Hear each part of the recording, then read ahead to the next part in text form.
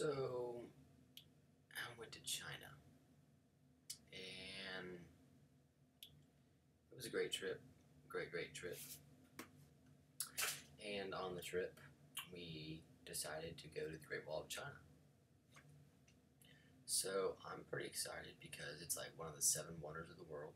And we left Beijing to go to the Great Wall of China. We got on a bus, our team, 17 of us, and we're heading to the Great Wall of China, right? Having a great time. Now, we're having a great time, and we get there, and I'm like, where's the Great Wall? I don't see it. And come to find out, we have to ride this station thing to the top. The station thing was like a ski kind of lift thing, and it goes up, and just kept going forever. It's really sketchy. So, looking at this thing, I'm not so sure about it because it looks like a Walmart bench that has been duct taped onto a makeshift ski lift. Did not look very safely engineered, number one, so I wasn't too excited. Anyways, besides the point, we got to the top finally after going up and down through these hills. And we finally got to it, and I could see the Great Wall of China from the ski lift thing once we reached the top.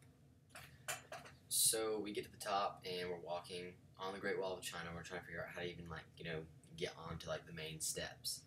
And we're walking down, and I was tired at this point from walking downstairs because there were so many freaking stairs. And so we got to the bottom. Now, since we got to the bottom, we had to go up.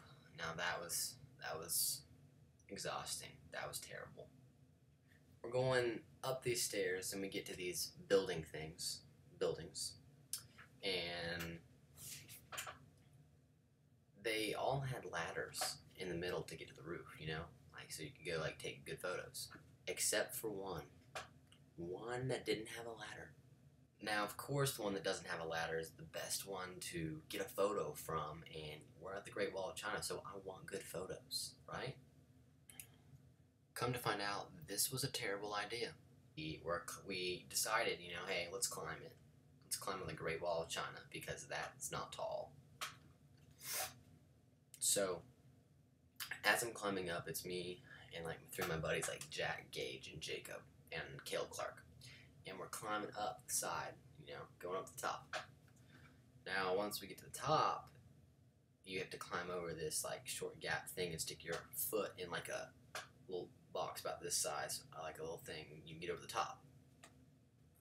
So we're up there and we're taking photos and we're getting great photos of the Great Wall. And all of a sudden,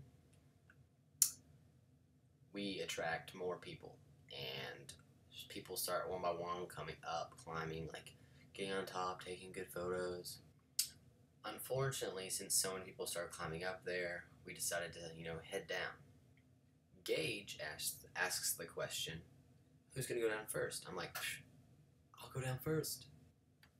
So as I'm making my way down this death box that is at least, 250, 300 feet off the ground. No, I'm not an experienced climber. I haven't taken rock climbing classes. I haven't done other classes that involve rock climbing or climbing. So I'm going down backwards the safety way. I call it the ladder way. That's how they tell you to do it at the Science Museum when you're going down the ladder, on the big slide. And so, I was like, I'll go the safe way, So I'm going the safe way, and I'm climbing down. And I have my backpack on.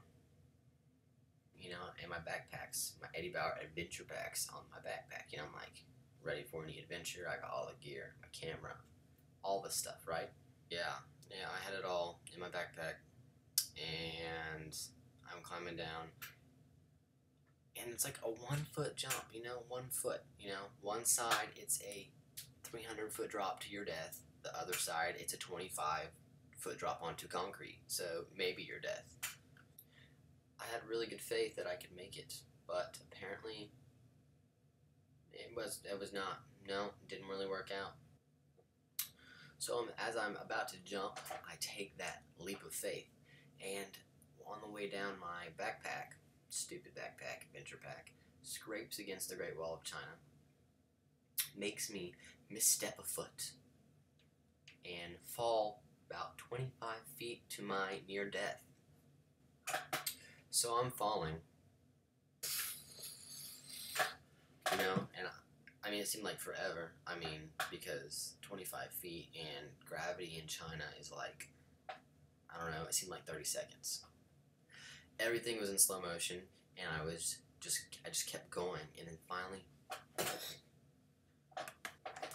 I smacked the ground. And when I smacked the ground, I thought my whole body was just evaporated into broken pieces.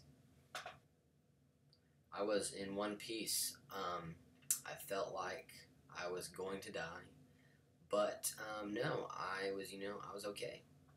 Good thing that I was safe, but I was sprawled out on the ground like a bear that got shot and was dead. Kinda like this.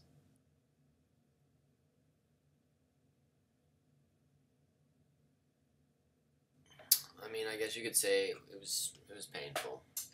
And just when I thought it was over, a British lady, lovely lady, just comes over and chews my butt out. She comes over and stands over me while I'm sprawled out on the ground, and proceeds to exhibit a inappropriate behavior. Some of the things she said I'm not going to repeat because that would be inappropriate behavior, but it included some gnarly British words and some bloody American cuss words.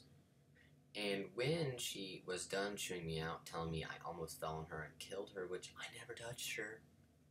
Plus, I don't even think a 180-pound ginger falling from 25 feet could have killed her. It might have hurt her seriously. I doubt it would have killed her.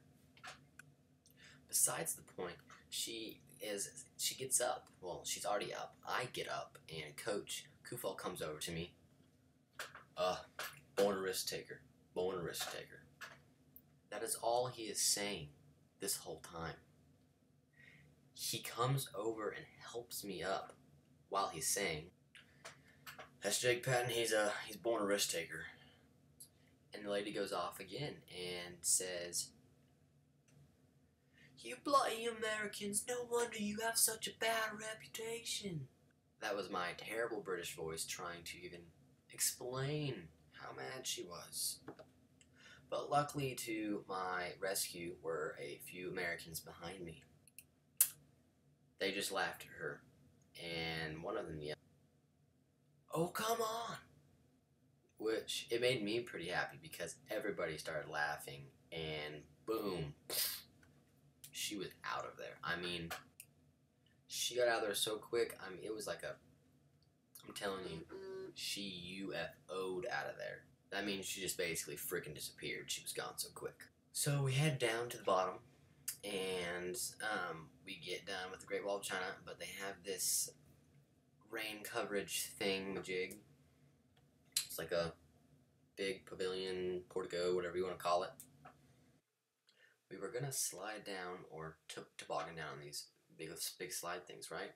Well, we couldn't do that because it was raining, and so we decided that we'd just wait the rain out and just take the sketchy cable car thing back down to the bottom, because that's a great idea. So as we're waiting there, which it took a while for the rain to, move on, and this lady comes back, and she's done with the Great Wall now, and so there's a ton of people under this pavilion thing, and I swear, she was walking by, and she just gave me this nasty stare.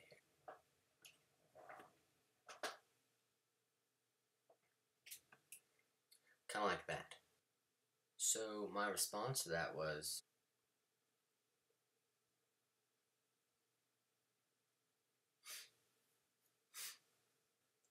and the lady stared me down for another 5 minutes. Well, anyways, finally the rain passes, and so we're going back down the cable car. As we're going down on the cable car, I'm having a dandy time with Jack, freezing cold, because we're like in the kind of the mountains area, and we're in shorts, and it's wet, just so wet. The seats were very moist.